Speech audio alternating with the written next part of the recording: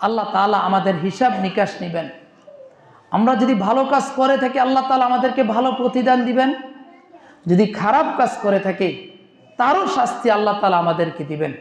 আল্লাহ রাব্বুল আলামিন সূরাতুন নাজিআত 30 পারায় 35, 36, 37, 38, 39, 40, 41 এই 6টা আয়াত আল্লাহ রাব্বুল আলামিন বলতেছেন, ইয়াউমা ইয়াতাযাক্কারুল ইনসানু মা সাআ। সেদিন যারা পাপিষ্ঠ হবে, যারা পাপিষ্ঠ, আল্লাহ তাআলা বলেন আমি তাদেরকে দুনিয়াতে তারা যা চেষ্টা করেছে, যা করেছে, ইয়াউমা ইয়াতাযাক্কারুল, আমি আল্লাহ তাদেরকে সেটা সেদিন স্মরণ করাইয়া দিব। কে স্মরণ করাইয়া দিবেন? আল্লাহ তাআলা স্মরণ করে দিবেন। অবুররিজাতিল জাহিমু লিমান ইয়ারা, এবং আল্লাহ রাব্বুল আলামিন সেদিন ওই জাহান্নামীদের সামনে, অর্থাৎ যারা পাপিষ্ঠ তাদের সামনে আল্লাহ তাআলা জাহান্নামকে স্পষ্ট করবেন। তারা জাহান্নাম দেখবে, দেখে আরো বেশি ভয় পেয়ে যাবে, কারণ তারা দেখতেছে অল্প কিছুক্ষণ পরে আমাকে এই জাহান্নামে যাইতে হবে। আল্লাহ তাআলা সেদিন তাদের সামনে এই জাহান্নামকে প্রকাশ করবেন।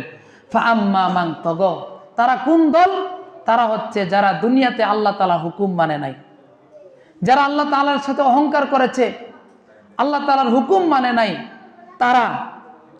ওয়া আসারাল হায়াতাদ দুনিয়া, এবং যারা দুনিয়াকে প্রাধান্য দিয়েছে তারা, তাদের পরিণাম কি? ফাইন্নাল জাহিমা হিয়াল মাওয়া, তারা থাকবে জাহান্নামে। হিয়াল মাওয়া, এটাই হবে তাদের আবাসস্থল। একদিন 2 দিনের জন্য নয়, চিরদিনের জন্য তারা জাহান্নামে চলে যাবে। তাহলে যারা দুনিয়াতে আল্লাহ তাআলা হুকুম মানবে না, যারা দুনিয়াকে প্রাধান্য দিবে, আল্লাহ তাআলা বলতেছেন তাদের জন্যই জাহান্নাম।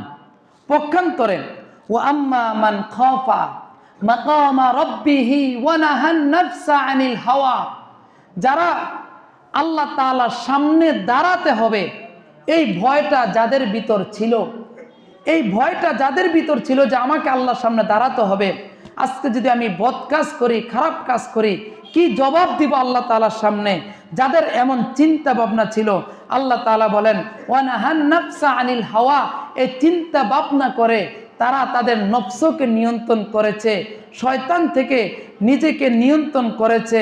ফাইন্নাল জান্নাতা হিয়াল মাওয়া, তারাই একমাত্র কোথায় যাবে? জান্নাতে যাবে।